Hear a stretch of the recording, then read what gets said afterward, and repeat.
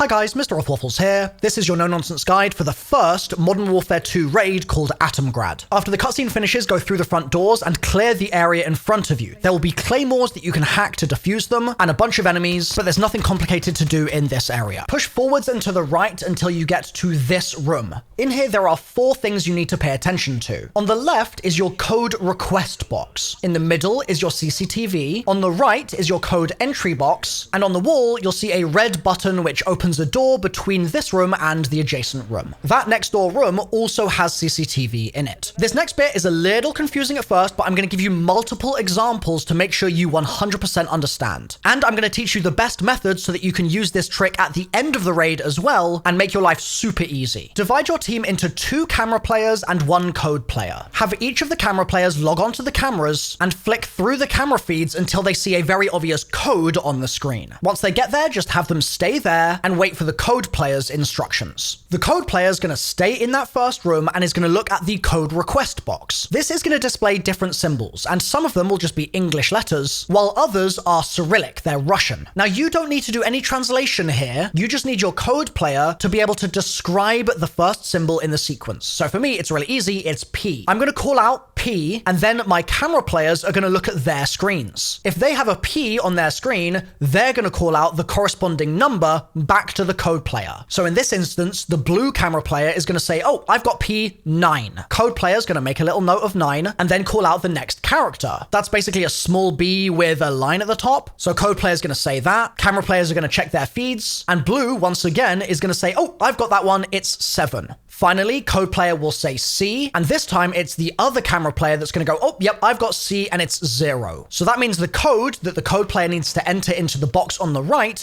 is 970. When you do that, a new code is going to appear on the code request box. And they've made it so that you have to swap roles at this point. So the same person can't just enter the codes all 3 times. So swap over and then have your new code player call out their first character, which is P. That's on red camera's screen. So they're going to say 4. Code player is going to say A, that's on blue's screen, and that's another 4. And then they're going to call out Y, and that's back on red's screen, and that's a number 6. Now you'll notice here that there are 4 characters on the code request screen, but that 4th character is like a reflected W, and it didn't appear on either blue or red's screen, so we skip it. Those are decoys, and they won't always be at the end of the sequence. Sometimes they'll be in the middle. So let's do one final example to make 100% sure that you've understood this. After swapping code players one final time, they're going to call out their first character. For me, it's an E. That's on blue's screen, so blue's going to call out 1. Then code player's going to note that down and move on to the next character, which is Y. Y doesn't appear on either blue or red camera. So it's a dud,